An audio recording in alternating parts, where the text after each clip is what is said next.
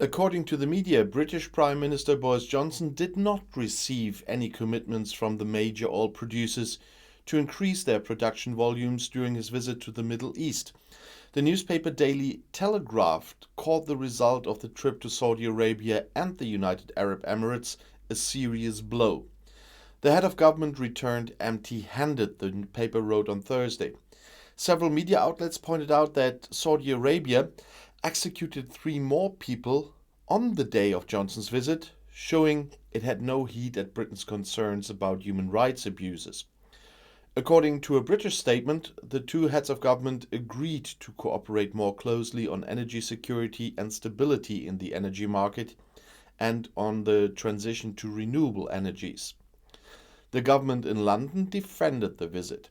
It was absolutely right that Johnson tried to ease the pressure on oil and gas prices that Russia's war of aggression against Ukraine was putting on oil and gas prices, State Secretary James Cleverly told the BBC on Thursday. We have to recognize that Saudi Arabia is an incredibly influential country in the region, a major oil and gas producer, he said.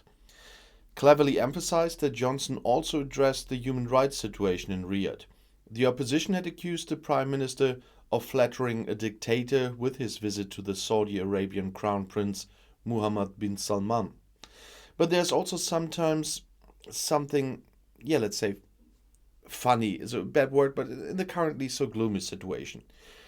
British Defense Secretary Ben Wallace says he was called by a scammer posing as Ukraine's prime minister. Wallace accused Russia of dirty tricks in this context. He had ordered an investigation to determine how the imposter managed to speak to him in a video booth on Thursday.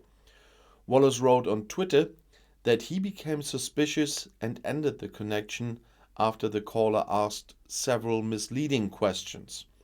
The call is said to have lasted about 10 minutes. Well, Wallace spoke of a desperate attempt, but no amount of Russian disinformation, distortions and dirty tricks could distract from Russia's human rights abuses and illegal invasion of Ukraine. I still don't get the 10 minutes though. British Foreign Secretary Liz Truss sees very, very strong evidence that war crimes were committed in Ukraine and that Russian President Vladimir Putin was behind them at the same time. However, unlike US President Joe Biden, Truss does not name Putin a war criminal. I do. The Russian leadership has called his allegations by Biden unforgivable.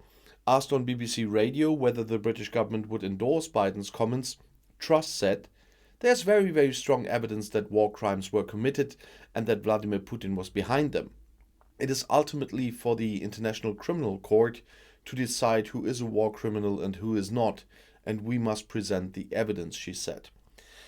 And the EU sees the siege and bombing of the Ukrainian port of Mariupol by Russian troops as a serious and grave violation of international humanitarian law.